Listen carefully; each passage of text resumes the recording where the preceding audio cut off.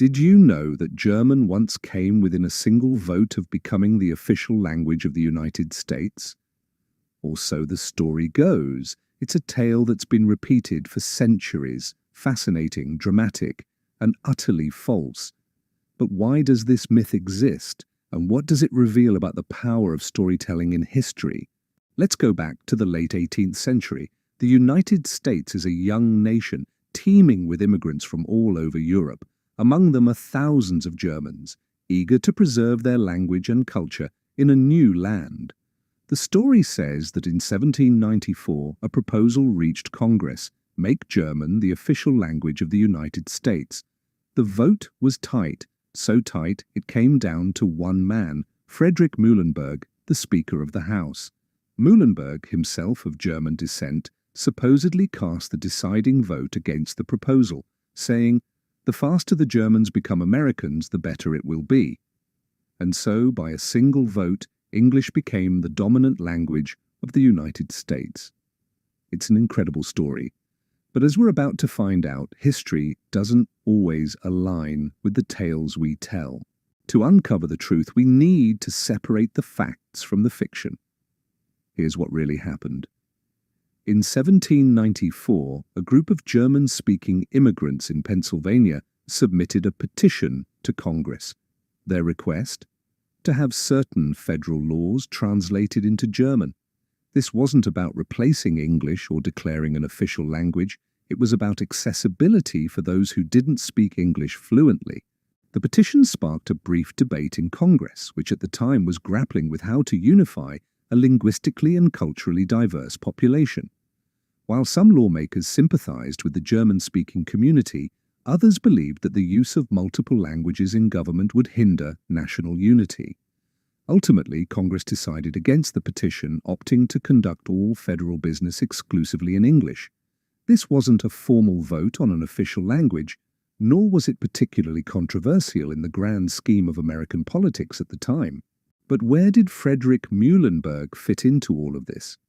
He was indeed the Speaker of the House during this period, and a prominent figure of German descent. However, there's no evidence that he cast a decisive vote on the matter, or even played a significant role in the discussion. The line attributed to him about Germans becoming Americans is likely apocryphal, a later invention to dramatize his supposed betrayal of his heritage. So, how did this relatively mundane event transform into a dramatic legend? That brings us to the next part of our story. Myths don't emerge in a vacuum. They're born from the hopes, fears, and struggles of the people who tell them. For German immigrants in the United States, the 19th and early 20th centuries were a period of intense cultural negotiation. They wanted to maintain their language and traditions while also assimilating into an English-speaking society.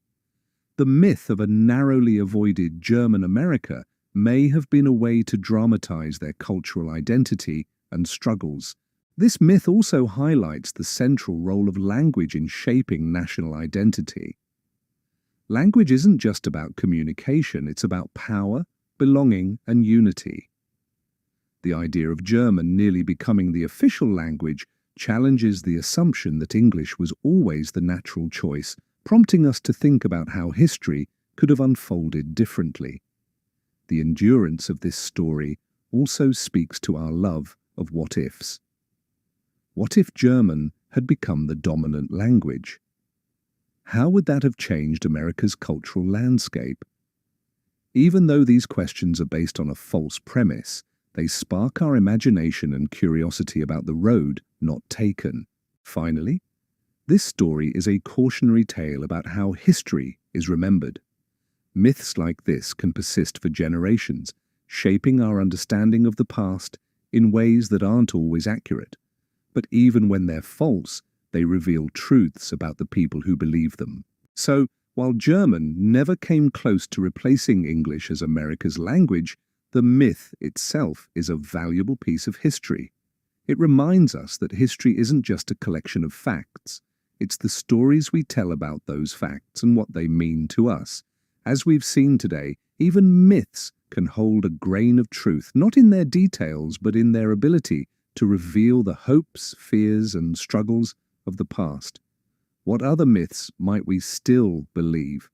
And what truths might they be hiding? Stay curious, because history is full of surprises.